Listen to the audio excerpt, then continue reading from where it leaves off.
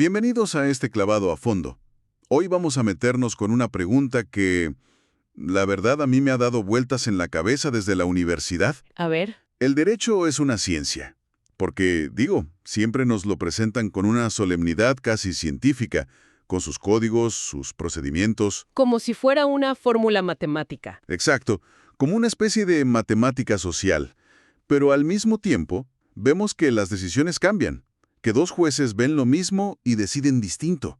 Y ahí es donde no cuadra. Ahí es donde uno se pregunta, ¿dónde quedó la ciencia? Y es que esa pregunta es la base de todo. No es un simple debate para abogados en un café. Para nada. La forma en que respondemos a eso define cómo entendemos la justicia. Si es una ciencia, entonces esperamos de ella objetividad, certeza, resultados predecibles. Casi como en la física. Justo. Si no lo es, entonces, ¿qué es? ¿Es solo la opinión de alguien con poder? Es una pregunta que da un poco de vértigo. Exacto. Da vértigo.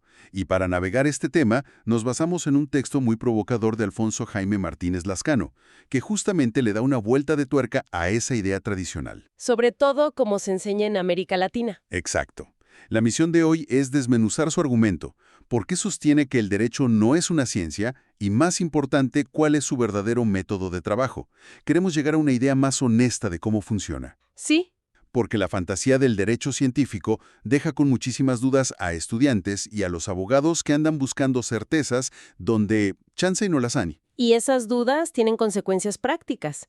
Afectan cómo un abogado prepara un caso, cómo un juez justifica una sentencia. Y cómo la sociedad confía o no en sus instituciones. Exactamente. Así que sí, es fundamental aclarar los tantos. De acuerdo. Pues para empezar a desenredar esto, el texto hace algo muy lógico. Primero define qué fregados es una ciencia. Va a lo básico. Sí, y para no inventar nada, se apoya en el filósofo Karl Popper, que es una referencia en esto. Según Popper, para que algo sea ciencia, tiene que cumplir con varios requisitos muy estrictos. Así es. El primero y más famoso es la falsabilidad. ¿Qué significa eso exactamente? Significa que una teoría científica tiene que poder ser refutada. O sea, debe hacer una predicción tan concreta que si no se cumple, la teoría se demuestra falsa. Ah, ok. Por ejemplo, la teoría de la relatividad predijo que la luz se curvaría cerca de objetos masivos. Si en un eclipse no se hubiera observado eso, la teoría de Einstein, A la basura. a la basura. No se trata de probar que tienes razón, sino de arriesgarte a que te demuestren que estás equivocado. O sea, la ciencia tiene que ser valiente, tiene que ponerse en la línea de fuego. Ok, ¿qué más? Segundo, se basa en la observación empírica y la experimentación. Los datos mandan. No importa qué tan elegante sea una idea, si los experimentos la contradicen, no sirve. Claro, Tercero, y esto es clave para nuestra discusión, sus resultados deben ser replicables. replicables. Sí, si un equipo en Alemania descubre algo, un equipo en Corea del Sur, siguiendo el mismo método, debería llegar al mismo resultado. La ciencia no depende de quién la haga, sino del método. Entiendo. Y finalmente, como consecuencia de todo esto, el conocimiento científico es acumulativo y aspira a ser universal. Cada descubrimiento se construye sobre el anterior. Ok, el estándar es altísimo. Falsabilidad, experimentación, replicabilidad y universalidad. Ahora viene la pregunta del millón. ¿Cómo se ve el derecho frente a ese espejo? Uf, Me imagino que no muy bien. pues no encaja, y es fascinante ver por qué. Punto por punto. A ver, Primero, el derecho no crea hipótesis falsables sobre cómo es el mundo. Su chamba es otra. ¿cuál es? No se pregunta por qué chocan los autos, se pregunta de quién es la responsabilidad legal cuando dos autos chocan. Su objetivo no es describir la realidad, es regularla. Es un lenguaje de deber ser, no de ser. Justo. No busca descubrir una ley de la naturaleza, sino imponer una regla de conducta. Entendido. Segundo, el derecho no experimenta en un laboratorio. Lo que hace es calificar hechos del mundo real. Una persona que firma un papel, otra que construye una casa, con categorías que él mismo inventa. Contrato, propiedad, delito. Esas mismas. Y esas categorías no se descubren con un microscopio, son constructos sociales. Y tercero, la replicabilidad. Ahí es donde todo se derrumba para la visión científica. Aquí es donde choca con la pared. Totalmente. El texto lo dice claro. Dos jueces perfectamente competentes, con los mismos hechos y las mismas leyes enfrente, pueden llegar a conclusiones opuestas. Y eso lo vemos todos los días. Un caso se gana en primera instancia y se pierde en la apelación. Pero espera, eso no es una falla del sistema. Ah, O sea, ¿no deberíamos aspirar a que siempre se llegue al mismo resultado si los hechos son los mismos? esa es la trampa de pensar científicamente. Desde la ciencia, sí, sería un error garrafal, un experimento fallido. Claro. Pero desde el derecho, esa variabilidad no es un error. Es una característica fundamental de su naturaleza. Es la prueba de que su método no es la aplicación de una fórmula, sino la interpretación. La interpretación. Y la interpretación, por definición, es personal, contextual y argumentativa. Ok, esto me empieza a aclarar mucho. El derecho no pasa la prueba de Popper. Pero entonces, ¿significa que le da la espalda por completo a la ciencia?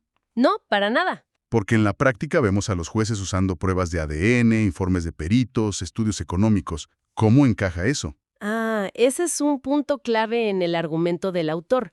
Y aquí es donde la relación se vuelve más sofisticada. A ver, El derecho no es ciencia, pero es un ávido cliente de la ciencia. La necesita para funcionar, pero la usa como una herramienta, no como un espejo. entiendo. La ciencia le da los ladrillos, los datos, los hechos duros, y el derecho construye el edificio, decidiendo qué significan esos ladrillos en el mundo de las normas y las responsabilidades. Como un arquitecto que usa los materiales que le da un ingeniero. El ingeniero le dice, este acero resiste tanto, pero el arquitecto decide si con ese acero hace un puente, una casa. O una escultura. Esa es una analogía perfecta. ¿Y qué ejemplos del texto? Pensemos en el más claro. La medicina forense.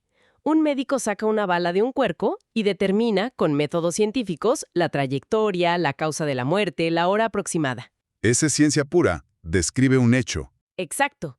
Luego, el derecho toma ese informe pericial y lo traduce. Esa muerte con esa bala, en ese contexto, fue un homicidio en defensa propia. ¿Fue un accidente? ¿Un asesinato con premeditación? Justo, la ciencia describe el qué, el derecho decide el cómo se califica. Ya veo. La ciencia le da la materia prima, el hecho crudo, y el derecho le pone la etiqueta legal. ¿Qué otros ejemplos hay? El texto menciona una lista de lo que llama ciencias auxiliares, y es impresionante ver la dependencia. Por ejemplo, la psicología. Claro. Un psicólogo puede evaluar a un testigo para determinar si su testimonio es creíble o si sufre de alguna condición que afecte su memoria. Pero el psicólogo no le dice al juez, esta persona dice la verdad. Le da herramientas. Le dice, esta persona presenta estos rasgos de personalidad y estas capacidades cognitivas.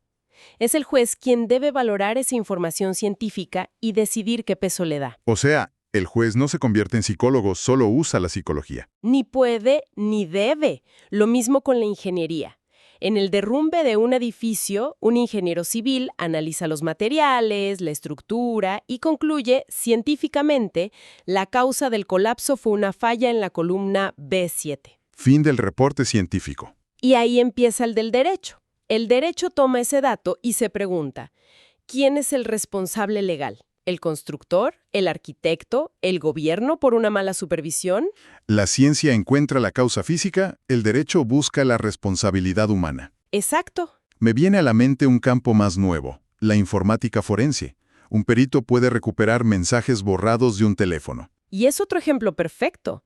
El derecho no tiene idea de cómo recuperar metadatos. Necesita un científico que le diga, este archivo fue creado en esta fecha y enviado desde esta IP. Es una descripción fáctica. Y ya el sistema legal decide si eso prueba un fraude, una amenaza o lo que sea. Fíjate que el patrón siempre es el mismo. Hay una disciplina que describe una porción del mundo. Y el derecho llega después a regular esa porción. El texto menciona uno más que me pareció muy ilustrativo, la agrimensura. Sí, el del agrimensor es genial porque es muy visual. La agrimensura es la técnica para medir terrenos. El tipo con su teodolito. Exacto. Mide un campo y te entrega un plano que dice, este polígono tiene estas coordenadas y una superficie de 10.000 metros cuadrados. Eso es geometría aplicada. Es ciencia. Y el derecho no sabe medir terrenos. Pero, una vez que tiene ese plano, lo toma y declara: esos 10.000 metros cuadrados son propiedad de Juan, tienen una servidumbre de paso y están sujetos a un gravamen hipotecario. ¡Wow! La ciencia describe el espacio, el derecho lo convierte en un concepto social y económico. Es que, visto así, el derecho es como un gran sistema operativo que corre encima del hardware del mundo real que la ciencia describe. Me gusta esa metáfora. No es el hardware, pero no puede funcionar sin él. Es el software social, y como todo software, no se descubre, se programa. Se escribe con una intención. Ok, si ya establecimos que el método no es el científico, entonces, ¿cuál es? Porque algo tiene que guiar a los jueces. Si no, me preocupa que se vuelva un caos de opiniones subjetivas. Es la gran pregunta. ¿Realmente existe un método? ¿O es solo lo que al juez se le ocurra? No, claro que hay un método, pero es de otra naturaleza. El autor lo llama el método interpretativo normativo. ¿Interpretativo normativo? Su objetivo no es encontrar una verdad empírica que está ahí afuera, sino construir una decisión razonada que sea justificable para la comunidad. ¿Y en qué consiste ese método? ¿Qué hace un juez cuando está interpretando? Implica varias operaciones mentales muy complejas. La primera es la hermenéutica. El arte de interpretar textos. Exacto. El juez lee la ley, la Constitución, los precedentes y tiene que descifrar qué significan esas palabras, no en el vacío, sino en el contexto del caso que tiene enfrente. ¿No es como leer un manual? Es más como leer un poema, donde el significado depende del lector y del contexto. Ándale, aunque con la enorme responsabilidad de que tu lectura puede mandar a alguien a la cárcel. Claro. La segunda operación es la argumentación. Una vez que el juez tiene una interpretación, tiene que defenderla. Tiene que construir un razonamiento lógico, persuasivo, para convencer de que su decisión es la correcta. O al menos la más razonable. Exacto. Por eso las sentencias son tan largas y llenas de citas. Son piezas de argumentación. El texto también menciona la ponderación. Eso suena importante, sobre todo ahora con los derechos humanos. Es fundamental. La ponderación entra en juego cuando dos principios o derechos chocan. El ejemplo clásico. La libertad de prensa contra el derecho a la privacidad. Un periódico quiere publicar algo privado de un político. No hay una regla matemática que diga qué derecho gana. Tienes que sopesarlo. El juez tiene que pesar los derechos en el caso concreto. La información es de interés público. El daño a la privacidad es muy grande. Es un acto de balance, de juicio, no de cálculo. Y al final, todo esto tiene que validarse de alguna manera, ¿no? Correcto. Esa es la última parte del método, la justificación pública. La decisión del juez no puede ser un secreto. Tiene que ser pública y sus razones deben ser comprensibles. Para que la gente la pueda evaluar. Y criticar, en su caso. La legitimidad del derecho no viene de una verdad científica, sino de su capacidad para ofrecer decisiones que, aunque no nos gusten, podamos entender como razonadas y no arbitrarias. Para aterrizar todo esto, que suena un poco abstracto, el texto trae un ejemplo que es increíblemente revelador. El caso de la condena penal de Donald Trump en Nueva York en 2024. Un ejemplo muy reciente, sí. Uno pensaría que una condena penal de ese calibre tendría consecuencias políticas automáticas en cualquier parte del mundo. No. Uno pensaría eso. Y justo por eso el ejemplo es tan potente. A ver, los hechos, que son la parte científica o verificable. ¿Ok? Mayo de 2024, un jurado de Nueva York declara a Donald Trump culpable de 34 cargos de falsificación de registros. El hecho es indiscutible.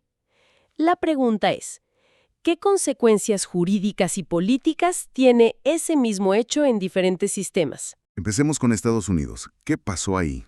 En el sistema estadounidense, esa condena, aun siendo por delitos graves, no le impidió legalmente seguir siendo candidato a la presidencia. Nada. Nada.